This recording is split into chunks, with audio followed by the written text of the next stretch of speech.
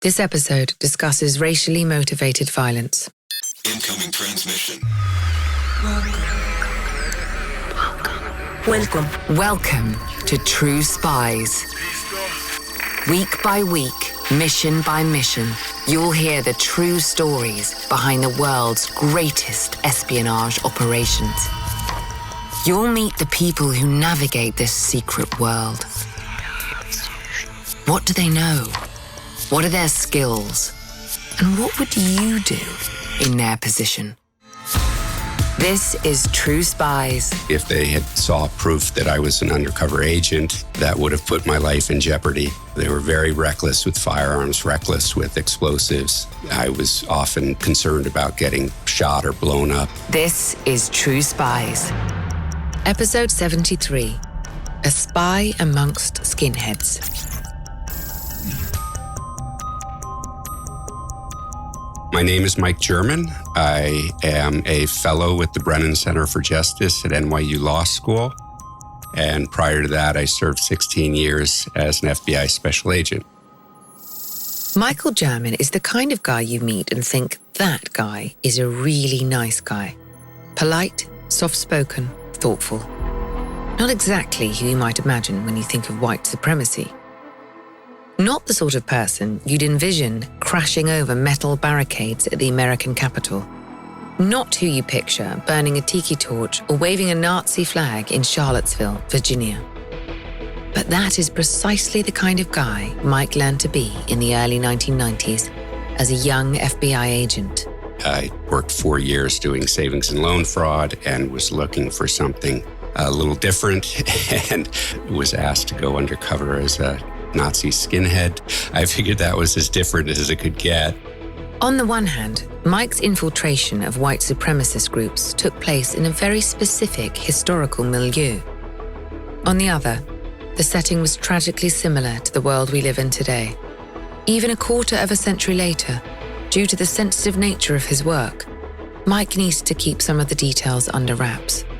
Many of the unsavory characters and ideas he encountered are all too familiar today. But the dangers he faced and the vastness of the movement he infiltrated might just come as a shock. Los Angeles, 1992. The city was in an uproar after a black man was brutally attacked at the hands of the police, and a videotape preserved the incident for the entire country to see. There is a long history of police violence, and that violence is mostly directed at minority communities. So when somebody using this brand new technology of VHS tape recording captured a police beating of a black motorist named Rodney King, it, I think, spoke to the community in a way, documenting what they had been saying was happening for decades, but nobody would listen because the police would say it didn't happen, where here it was an unrefutable truth. Rodney King wasn't just beaten. He was shot with a taser and struck with batons 56 times. The attack reportedly lasted over 15 minutes, most of which was captured on tape by a civilian who sold the recording to his local TV station. The footage leaves no room for dispute. King's beating was an excessive use of force by white police officers against an unarmed black man. And you have to understand, too, that it wasn't just the Rodney King beating. At the same time, there was an incident involving a young black girl who was shot and killed by a Korean store owner. And at the trial, the shooter was sentenced a very slight punishment. And there were some reasons for that. She had been a Korean refugee and had serious trauma growing up. But what the black community saw was that they were expendable. It took several months for the unrest to come to a simmer, and then to a boil. But in the spring of 1992, the city was engulfed in race riots, and the US military and the California National Guard were called in to put an end to the chaos. As Mike describes it, in the aftermath of the beating of Rodney King and the killing of 15-year-old Latasha Harlins, LA felt like a tinderbox. And that was something that the white supremacists at the time were hoping to take advantage of. They had seen the unrest as a narrowly missed opportunity to spark a broader race war. White supremacy might seem something of an odious fad these days, but the groups that have made front-page news of late are certainly nothing new. In the midst of the turmoil in LA, they felt they could write a new chapter of their history. The federal government had stepped in and charged the police officers for civil rights violations, the police officers involved in the Rodney King beating. So there was going to be a second trial. And the white supremacists felt like the second trial would also result in an acquittal, which would result in that same kind of civic unrest. But this time they would be better prepared. If white supremacists were going to be prepared, the FBI would need to stay a step ahead. The Bureau fully expected more violence to occur and white supremacist communities to seize on the chaos. They were likely to be preparing their weapons, readying themselves for an all-out American race war. A lot of the criminal activity that was taking place at the time within the movement was weapons trafficking, trying to armor up in anticipation of further civil unrest that they could take advantage of. It certainly was something that was on the top of everybody's minds, that this was a situation that could get out of hand very quickly and that it would only take one incident to make it much worse. The FBI was determined to stay a step ahead of the white supremacists before things could turn from bad to worse. An agent at the LA Joint Terrorism Task Force had already been keeping an eye on skinhead groups in the city. But in order to make an arrest, they needed the help of an undercover FBI agent who could collect the evidence they needed. Someone who could believably pass for a neo-Nazi. The case agent was attracted to me because I was relatively young, and then I could have passed for a high school kid. They used to call me 21 Jump Street, which was a TV series about undercover cops in high school when I started at the FBI because I was so young looking. I had a youthful appearance, and as the case agent said to me, "You have blonde hair and blue eyes. You can be a Nazi." Mike was a self-proclaimed military brat, a law school graduate who'd spent 4 years with the FBI. He'd never been undercover before, but he was looking to shake things up. And in the early 90s, and in light of the unraveling situation at the time, the stakes were too high to say no, however dangerous the assignment might be. Of course, Mike needed to do more than just look the part. He needed a backstory, something that would make him appealing to the skinheads he'd be infiltrating. He needed to be likable, recruitable even. We had an informant who was introducing me, which was very helpful, essential, because the informant had created an entire legend around who I was as a criminal, as a very successful criminal. So the groups were recruiting me for my criminal talents. Baby-faced Mike, 21 Jump Street, turned legendary criminal. Who'd have thought? We were focused on the weapons trafficking, and the informants that had been involved had identified a number of subjects that had been involved in either violent incidents in the recent past or had engaged in illegal weapons trafficking. The original focus of it was to identify the people manufacturing the weapons and identify anybody engaging in violence. To break into these groups, Mike relied on the help of his informant. That allowed him to lift the lid on Pandora's box, opening up a world of criminality, hatred, and competition that Mike would never be able to access otherwise. With help from the informant, Mike learned that that world was much less homogenous than you might expect. The movement is very fractured. There are a number of different philosophies and theologies and ideologies within the white supremacist movement that have different bases. So some are religious, and then within the religious community, some are Christian, some are pagan, some are unique belief systems that were formulated by white supremacists. What's more, these groups aren't all buddy-buddy. So because we had learned this from the informant, I couldn't join any one group, because if you joined one group, the other groups wouldn't work with you anymore. And our goal was to identify the broader range of crimes within the Los Angeles area. Fortunately for Mike, these groups tend to have a thirst for new blood. They are desperate for support from anyone. So they really have no barrier to entry. And the only difficulty is they know they're a target of law enforcement scrutiny. So they try to be discerning in identifying informants and FBI agents, feds as they call them. As a seasoned criminal, Mike was the kind of person these groups would want to have on their side, but he made it clear that he wanted to keep them at arm's length.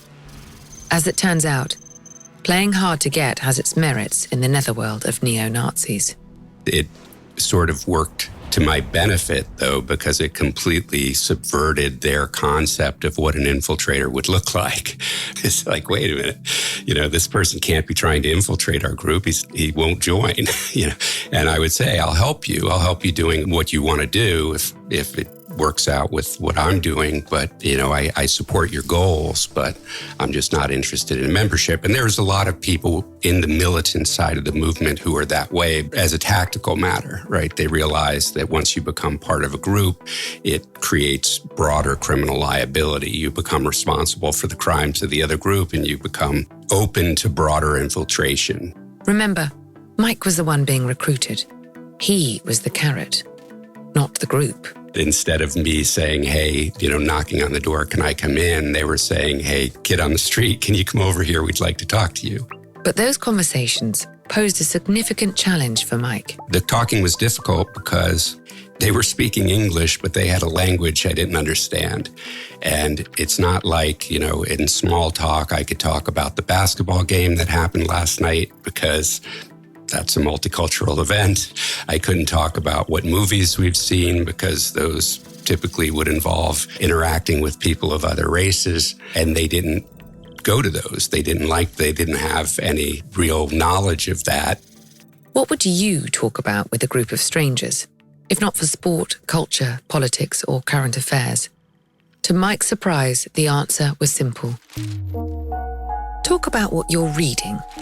One other thing that I was surprised with was how literate they were. There's a perception that white supremacist neo-Nazi groups are unsophisticated, stupid, and those people are there. But the movement is really filled with all strata of education. A lot of the leaders of these groups are very well educated, have professional degrees or advanced degrees, and everywhere I went, they were handing me literature, books, VHS tapes at the time, before digital. They would have me sign up for newsletters that they produced, zines that they produced. So we were just getting this influx of all this written material just from being part of the culture or associating with the culture. And I just buried myself in it and just started reading all of it. Having new reading material benefited Mike in two different ways. One, that I could engage in conversation with them about what they were interested in, but also that I, as an FBI agent, wasn't originating any ideas. And that was something that the U.S. attorney, the federal prosecutor, was very concerned about, was that to have this blonde-haired, blue-eyed, white FBI agent using some really nasty terms and using language and talking about very despicable things on tape wasn't going to sound very good.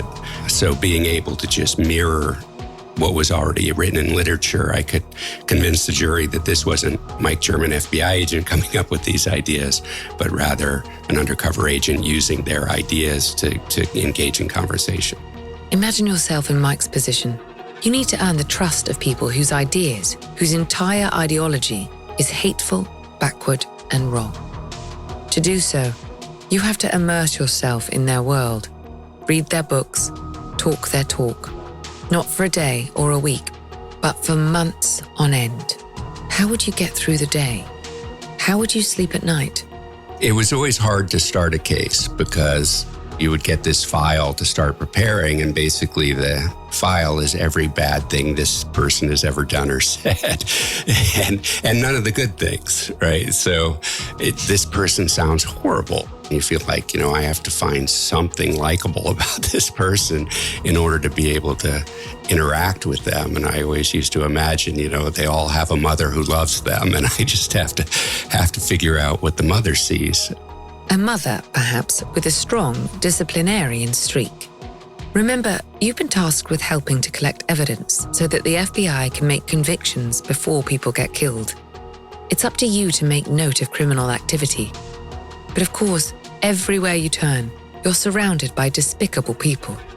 How can you sort the wheat from the chaff, so to speak, when you're up to your neck in a field of wheat? The rules at the time required, these were the Attorney General guidelines that govern the FBI investigative authorities, require the agents to have a reasonable indication that somebody is committing a crime or going to commit a federal crime to justify an investigation. These cases were looked at with a pretty strong microscope to make sure that they were properly focused. First, that seemed unnecessarily restrictive. These were Nazis. You don't think of a lot of very well-intentioned Nazis out there. But what I found during the investigation was it was actually quite helpful to have this discipline of writing down the evidence that suggests that somebody is going to commit a crime rather than just saying things I didn't like. It wasn't just a matter of poor taste. Mike witnessed talk of genocide and racial violence day in, day out. But on its own, that still wasn't enough to make a case. Discipline helped me keep the case pointed in the right direction. Even though this one skinhead had muscles on top of his muscles and tattoos on top of his tattoos and looked like somebody who could do a lot of damage. But when we sat down with a piece of paper and went over the recordings, it was pretty clear that person was always saying, I'm not going to do this when criminal activity was discussed. So, these other meek and mild looking people were actually making bombs and deploying bombs. Mike had always wanted to be an FBI agent from the time he was a child. He graduated from law school. He knew how to stick to the rules. And in such a high-stakes position, rules provided welcome limitations on an impossibly large task. Still, there was a lot of grey area where there were no clear rules to follow. Like the time he encountered a hobbyist arms maker. The person was making a small explosive device just as kind of a plaything, but making a bomb, but had made one component improperly. And I could see that, but do I tell him that he made his bomb? No, I probably should not tell him that he made his bomb incorrectly. I should let him remain a bad bomb maker, even if that means that we don't make a charge out of this particular incident. So, you're constantly being challenged with issues like that. Mike had to keep his wits about him. His life was in danger each day he was on the job. One of those bombs could go off unexpectedly or intentionally. But he still had to keep his knowledge close to the vest and keep the criminals around him talking. Mike was embedded in a world of white supremacists, cooking up homemade explosives. But just as dangerous as their cache of weapons was their suspicion of law enforcement. As an undercover agent, Mike was toggling between two worlds, ingratiating himself in a violent subculture, then briefing his colleagues back at the FBI. The Bureau, of course, was watching his every move. But Mike knew the neo-Nazis were keeping an eye out for law enforcement. And they made it known they were keeping an eye on him, too. The way people gained status was by identifying the informant. So if somebody had progressed above you in the pecking order, one way you could take them down a notch is by accusing them of being an informant. Think of it as a game of reputational chicken.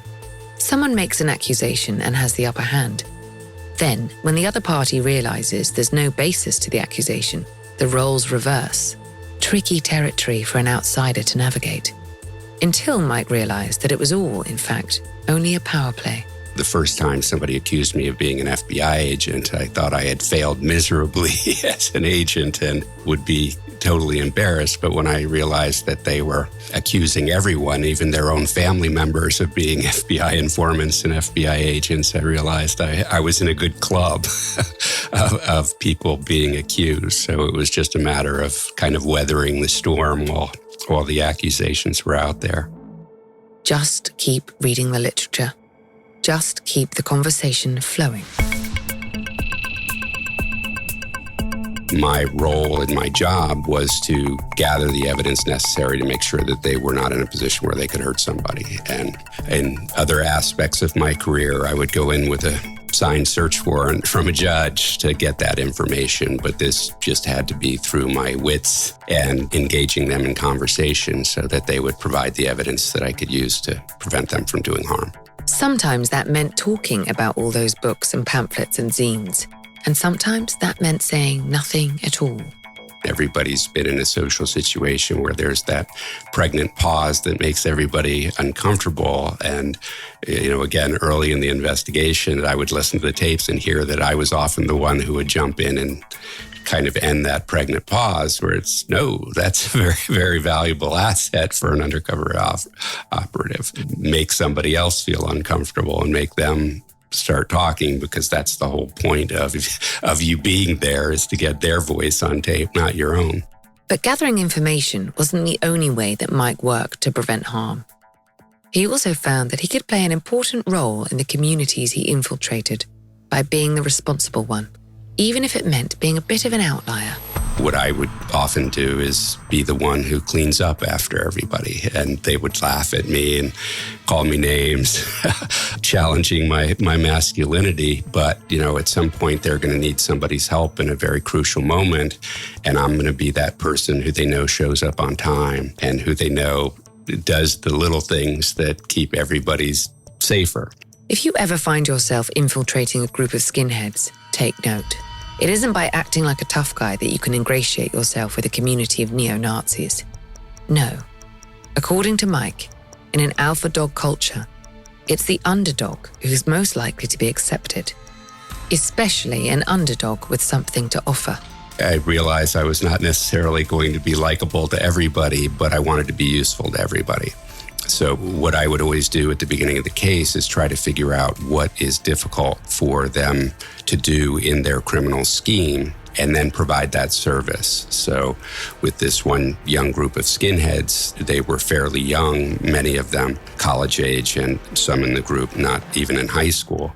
But I imagined that they would have trouble hiding their weapons.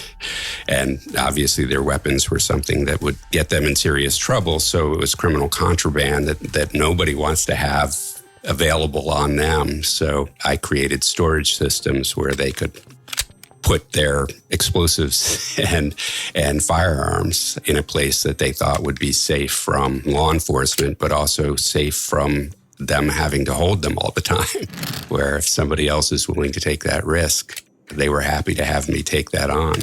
Storing weapons for underage skinheads. What a thoughtful guy. Mike's generous offer to put the weapons in storage worked two ways. First, 1. it clearly helped him gather evidence against the makers of illegal weapons. And second, 2. it allowed the FBI to continue to work multiple cells of the white supremacist movement at the same time. As Mike explains, and the cells were smaller groups of people within the movement who work together but don't share their information with the other cells. The way the cellular structure worked with these groups, you could be in a cell of 5 people that had one criminal conspiracy, but you're also in a separate criminals conspiracy with 3 of them that the other 2 don't know about. there's an implicit understanding in these groups that the various activities of distinct cells aren't discussed amongst each other. Sure, they might ask each other questions, but if someone says, "I'm not supposed to talk about that," the others would likely understand. But for the FBI, once you have groups that are making explosives, it becomes very scary that, okay, we could arrest them today and negate the problem, but then we lose these other cells that we're 90% there with. So how do we manage that situation? So my ability to get them to give me the dangerous materials was quite helpful to keeping the cases going. Of course, the longer the FBI kept its cases going, the longer Mike was in physical danger. If they had saw proof that I was an undercover agent, that would have put my life in jeopardy. But also, they handle firearms in a way that I didn't learn growing up in the military and at the FBI Academy. They were very reckless with firearms, reckless with explosives. And I was often concerned about getting shot or blown up by accident rather than intentionally. And it wasn't just that they were amassing weapons for reasons of violence. It was also for sport, or more precisely, for pleasure. Even with just legal guns, they would leave them out where children could get a hold of them. They would play with them like toys, pointing them at people, even though they're loaded guns. To an FBI firearms instructor would be something that would make their head explode. But in their culture, that was just how people acted. Mike witnessed the reckless mixing of chemicals to make bombs that could have led to unintended explosions. More than once, he found himself in a position of knowing that the people he was investigating had placed their families and children at risk. Sometimes we didn't have control of the environment. There was a situation where kids were playing outside the garage that we were in. And the idea that kids could get hurt because these people are making a bomb and an FBI agent is there who, again, could arrest them because they're doing that and put an end to it, but that would disrupt the entire investigation. What would you do in Mike's shoes? Do you overturn your entire undercover operation in the name of safety, just to make sure those kids make it through the day alive? That you make it through the day alive? Or do you cross your fingers and hope for the best? After all, the bigger investigation could potentially save many more lives. Maybe that's the greater good. Maybe, just maybe, those amateur weapons manufacturers have done enough due diligence to at least protect their own children. Those were the kind of really hard decisions to make and how to mitigate the harm that could come out of it. As you've probably gathered, Mike did survive his first assignment. He weathered the accusations of being an FBI agent, and he weathered the psychological intensity of the job. He doesn't want to get into the specifics of how the case was resolved, but he can say this. The Los Angeles case involving the white supremacist skinhead groups resulted in successful prosecutions for the production of illegal weapons, the trafficking in illegal weapons, the manufacture and use of explosive devices. There were a number of bombings that we solved. Luckily, nobody had been hurt in those bombings yet, so it was kind of perfect timing for the operation. The FBI was able to seize dozens of illegal weapons and make a series of arrests. The investigation also broke up several different criminal cells, one of which had committed multiple racially motivated bombings. As a foray into undercover work, it was a trial by fire, but it was a success for the Bureau, and it was a win for our rookie undercover agent. He had not only played a part in subverting potentially deadly crimes, he also believed that the work played a symbolic role, helping to mend the fractured relationship between law enforcement and the communities it served. After that, I was transferred to another office, and after the trials were done, I called the Domestic Terrorism Operations Unit because, again, growing up in the military, I was used to the concept of an after-action report. You sit down with everybody involved in the operation and figure out what went right, what went wrong, what tactics do we keep, what do we get rid of, how do we make sure that we avoid whatever obstacles we ran into the next time. But they told me that they weren't interested in talking with me, that I should just get on with my career. That seemed odd. Surely a debriefing was in order. This wasn't case closed on white supremacy. Mike had experiences to pass down. And I was a young agent, and I thought, okay, maybe I'm like a blind squirrel who happened to cross a nut and got lucky in this case. I'm happy to accept that, and I'll just go back to work. And then the Oklahoma City bombing happened. 168 people died in the Oklahoma City bombings in April 1995. Hundreds more were injured. Timothy McVeigh, the perpetrator of the bombings, was affiliated with white supremacist groups and had a bone to pick with the federal government and the FBI. McVeigh became the face of the anti-government militia movement, which ostensibly sought to uphold the American Constitution. Rather than hang out the banner of white supremacy, militia groups like the one McVeigh had been associated with preferred to hide behind the pretense of defending American rights. Post-Oklahoma City bombing, you see a lot more of these groups calling themselves militias. And there was a militia group that had formed in the Pacific Northwest. An FBI informant had revealed were experimenting with explosives, so we started an undercover operation there. And similar crimes, weapons manufacturing, illegal weapons manufacturing and trafficking, and the manufacturing of explosive devices. A perfect job for Mike, who was able to take what he learned from the last go-around and improve upon it. That case also ended in successful prosecutions, and everybody was happy to pat me on the back about that case and the case agent. But again, there was no interest in doing any kind of after-action report. And I saw that as a failure that, when 9/11 happened, I wasn't surprised, even though I had nothing to do with those cases that preceded 9/11, that there was the same kind of breakdowns in the bureaucracy. And what I saw after 9/11 was that there wasn't an effort to break down that bureaucracy, but rather add to it and make it more secretive and more powerful. Mike continued to work for the FBI until the early 2000s. His career ultimately spanned 16 years, 12 of which he worked undercover. But after the 9/11 attacks, he became concerned about the Bureau repositioning itself as a domestic intelligence agency, citing what he called a long history of abuse of intelligence powers. He left the FBI as a whistleblower and later went to work for the American Civil Liberties Union as a national securities lobbyist. And that's led him to what he does today, researching and writing on law enforcement and intelligence reform. As he sees it, there's plenty of work to be done, and there always has been.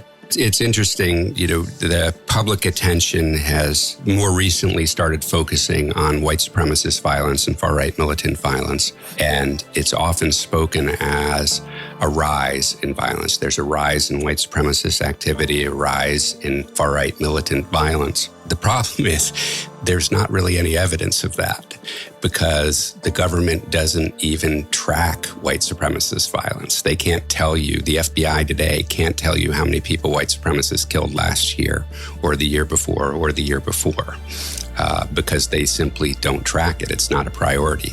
These crimes are investigated as a matter of bureaucratic precedence. As Mike explains it, ranking high on the list makes a big difference in how deadly and otherwise violent incidents get handled. Terrorism gets top billing. When white supremacist violence gets classified as domestic terrorism, it ends up higher on the priority list. But more often they would call it a civil rights violation, a hate crime. And in fact, the Justice Department's policy is to defer the investigation of hate crimes to state and local law enforcement. What happens is most police departments don't acknowledge that hate crimes occur within their jurisdiction. So this policy of deferring hate crimes to state and locals basically just puts them in a black hole. And as can be the case with bureaucracies, things can get rather Kafkaesque. The Justice Department also prosecutes white supremacist violence as violent crime, which is 6th in the priority list. And again, the policy is to defer to state and locals. So often when they do take these cases, it's because the state and locals have asked for help. But where the state and locals are not asking for help, they don't get involved. So much of the white supremacist violence that happens in the United States, nobody knows about. And yet, Mike says, this kind of hatred is in the air Americans breathe. I think that's kind of the hardest things for people to realize, that white supremacy is not some fringe extremist belief on the edge of our society, but rather permeates the entire thing and is really the foundation of the entire thing. And you can see that in every aspect of the criminal justice system, from who the police stop and frisk to who they pull over when they're in a car, who they decide to search, who they arrest, the use of force in making arrests, all the way through to the length of sentences. And there are people who wear badges and wear judges' robes who would never, ever be caught dead at a Ku Klux Klan rally, but who support these ideas and tacitly support these groups. Now that more politicians are out in the open with hateful, discriminatory, and violent rhetoric, Mike says it's opened the floodgates to more of the skinheads and neo-Nazis he used to know to come out of the woodwork. And by encouraging that kind of violence, it became much more public, where when I was undercover in the Nazis, the groups that were trafficking in illegal weapons and other criminality wouldn't have gone to a public protest. Mike continues to advocate for fairer law enforcement and intelligence reform in the United States as a fellow at the Brennan Center at the New York University Law School. He never expected to see the groups he infiltrated becoming such a visible part of American life. It's hard to feel hopeful now that neo-Nazism is back in the news, but he does believe it's possible to move the needle. I don't think I could continue doing this work if I didn't think I was having an impact. But white supremacy has been a foundational part of the creation of our country. So I don't think there is a possibility of eradicating it. I think that we can reduce it significantly and we can reduce the impact of the violence. But this is a persistent problem that we have to recognize is a whole of society issue. The violence is a law enforcement issue.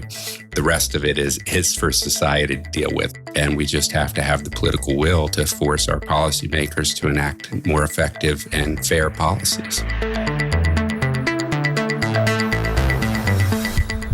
I'm Vanessa Kirby. Here's a taste of next week's encounter with True Spies.